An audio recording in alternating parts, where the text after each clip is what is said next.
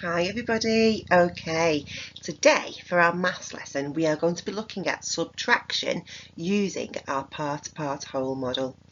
But before we start that lesson I want us to have a little bit of a warm-up, okay, and warming up those wonderful maths brains that you have. So we're going to do a few examples of writing number formation, then I'm going to set a challenge where I want you then to write one more than that number. So the first number I would like you to write is the number 2. Off you go. Superb. I am going to write the number 2 on my board as well. Let's move my computer forward so you can see it a little bit clearer. So remembering, we always start at the top, around and then a straight bottom. Excellent. Okay, now can you write next to this number the number that is one more than 2? Off we go. One more than 2. Fantastic. It is the number 3. Fantastic. Okay, your next number that I would like you to practice writing the formation is the number 5. Off we go. Superb work, children. Number 5, straight hat, straight neck and a fat belly. Well done. Okay, next to your number 5 I want you to write one more than 5. Remembering, more, we know that the number is going to get bigger, but by 1. One more than 5. Superb it is. It's the number 6. Okay, last little practice. I now want you to write the number 7. The number 7. Off you go. Superb. Straight across and then straight down. Okay, now next to the number 7 I want you to write one more than 7. Off you go. Amazing it is. It's the number 8. Now the 8 is really easy. Okay, start at the top, go all the way around like the S sound. Now rather than coming off, we do it again but backwards. Okay, fantastic. Give yourself a silent cheer. Well done. Okay, now so far we have learnt that when we add, our number gets bigger. Well done. Okay, now today we're not looking at addition or adding, we are looking at subtraction or to subtract. Now to subtract, it is the opposite of adding. Okay, the number will get smaller. Now we need to use our part-part whole model to show you how to do that. Now, if you have read the story The Zoo Vet already, I am going to base our subtraction on the animals within the zoo. So the first thing I'm going to do is I'm going to put 6 counters into what we call this part of the model. It's the whole, which means total. Okay, I am going to put 6 counters into my whole. Okay, and we know that the whole is the total number. Okay, the total number. Again, look at how I've done it. We've talked about this quite a few times now. I haven't just thrown them into the whole part of the model. I have put it in order into a little pattern so it makes it easier for me to check that there are definitely 6 there. Let's check together. Are we ready?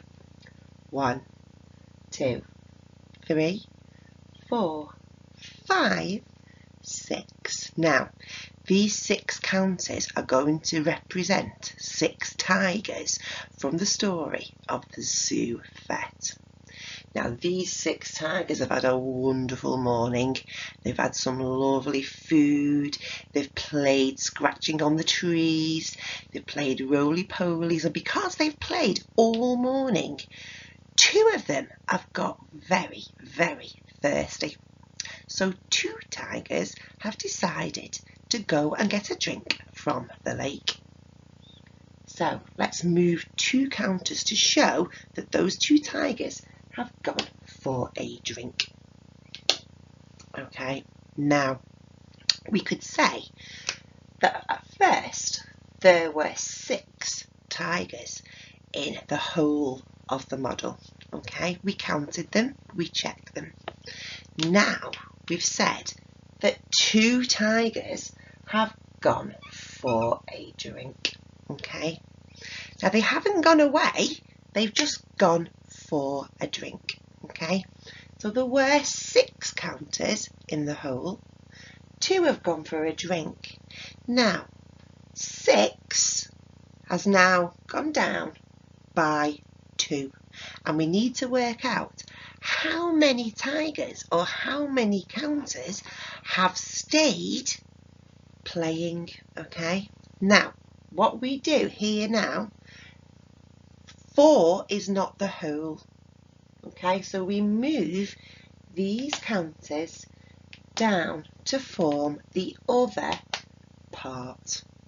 Okay, I have wrote 6 in the whole just to remind us that we know 6 was our starting number.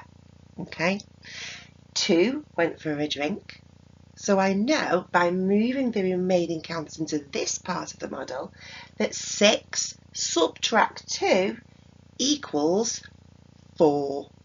Amazing. Okay, let's try it with another number.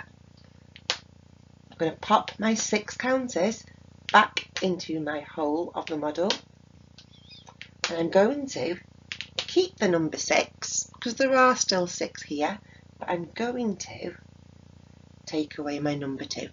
Okay, so let's have a think. How many tigers do you think could be really thirsty now from playing? I agree, I think there could be 3 that need a drink now. They've been playing for a little bit longer, so more tigers are getting thirsty. So 6 tigers were all playing together, being very playful. 3 decided they wanted to go for a drink. So let's move 3 into a part of our model. 1, 2, 3. So there were 6 in the whole of the model, but 3 have gone for a drink. So to find out what 6 subtract 3 is, I simply move my other counters to the other part and I count those. So 6 subtract 3 equals 1, 2, 3. 3. Excellent. Okay, well done. Now, if you wanted to be super clever, I want you to learn the symbol that shows subtract, and it's really easy. It's simply just a line across like that. Subtract. Everyone practice that. Subtract. Fantastic work. Now, it is really important that we don't say take away in place of subtract, because the tigers haven't gone anywhere. They haven't left altogether. They've just gone for a drink. They've just moved position. They haven't disappeared. So we're not taking away, we are subtracting. Now in our word time on your PowerPoint, you would have noticed that I said a word using my turn, your turn, the word minus. Minus means the same as subtract. So if you want to say 6 minus 3 or 6 subtract 3, it's entirely up to you. Or if you want to, you can practice it using both. Well done, guys. Keep practicing using different numbers. Well done. See you soon.